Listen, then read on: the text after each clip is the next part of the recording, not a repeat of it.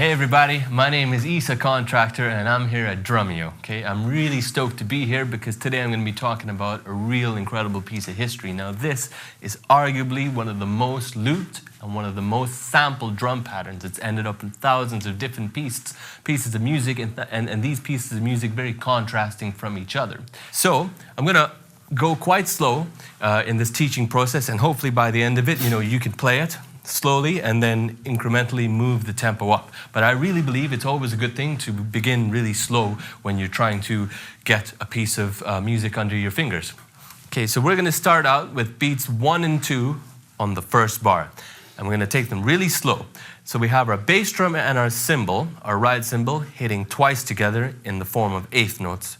1 and that's beat 1, and then beat 2 we have our snare and cymbal hitting together, and then cymbal by itself, and then snare, okay? Beats 3 and 4, a little bit more difficult. We have 16th notes taking place. We have beats 3 starts out on the ride, then snare, okay? And then ride and bass drum together, and then bass drum by itself.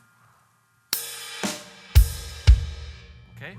Beats 4 sound like this. Okay, now let's see if we can get beats 1, 2, 3, and 4 all together, okay? Sounds like this.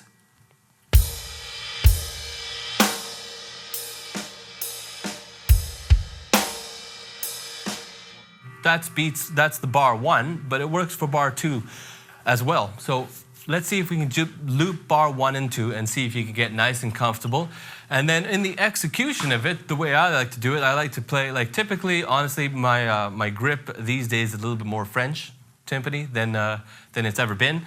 Where I'm coming at it from this beat, obviously, you know what, you wanna pay homage to our man G.C. Coleman, but there's other people that you can think about. For example, I like to think about maybe like a Keith Carlock in the way I would execute this beat.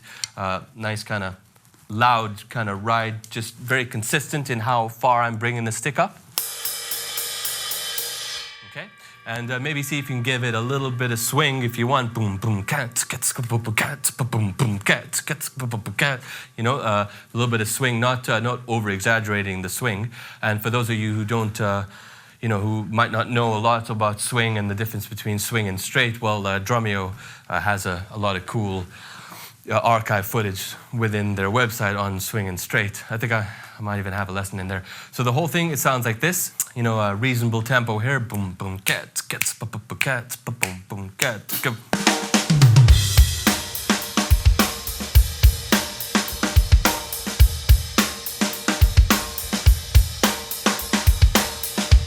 Okay, let's try and tackle the third and the fourth bar right now. Okay, so we're going to go slow again, and then we're going to see if we get it up to speed. The first beat of the third bar, again, we have 2 eighth notes playing simultaneously on the cymbal and the bass drum. Okay,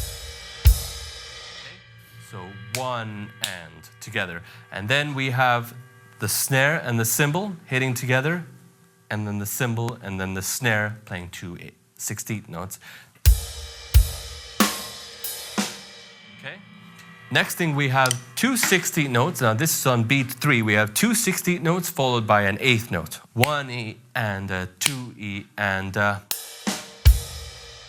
then beats 4. A little bit interesting. We have a cymbal playing by itself, and then we have the snare on 4 and with the cymbal.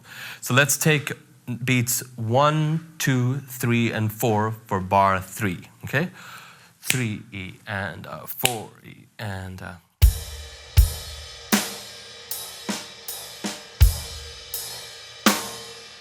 Okay, so now moving on to bar 4. This is probably my most favorite bar out of all of them because it's the most weirdest. We have the beats 1, let's take it from beats 1 and bar 4. We have 4 16th notes in a row, okay?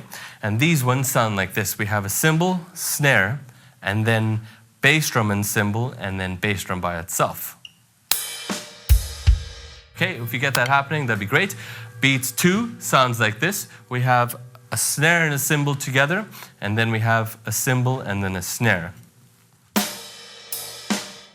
Next, we're moving on to beat 3. Now, beat 3, we have 2 16th notes in a row and then an 8th note. But this is the one time in this beat that we actually hear a crash. And the crash takes place on the and of 3. So it sounds like this. Okay? So that's 3 E and bass drum and cymbal together. Okay? And lastly, we have the same 4 and that we had on bar number 3, which is a cymbal first, and then 4 and on the snare and cymbal. Putting it all together.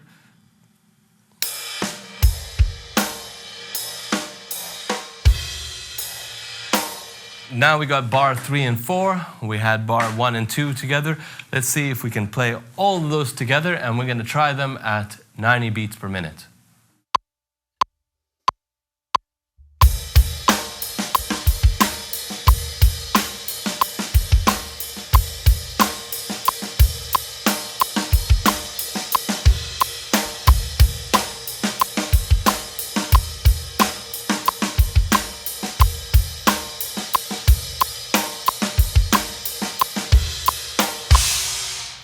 All right, so that is the aim and break. I hope you enjoyed watching it. I hope you learned a lot from it. Thank you very much, G.C. Coleman. Without him, a lot of music wouldn't be existing in the way that it does today.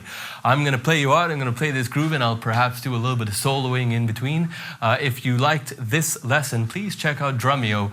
Drumeo.com, fantastic website. I'm on there. Lots of wicked instructors are on there giving lessons like this. A lot of world-renowned players. They had Tony Royster Jr., Antonio Sanchez on this wonderful website.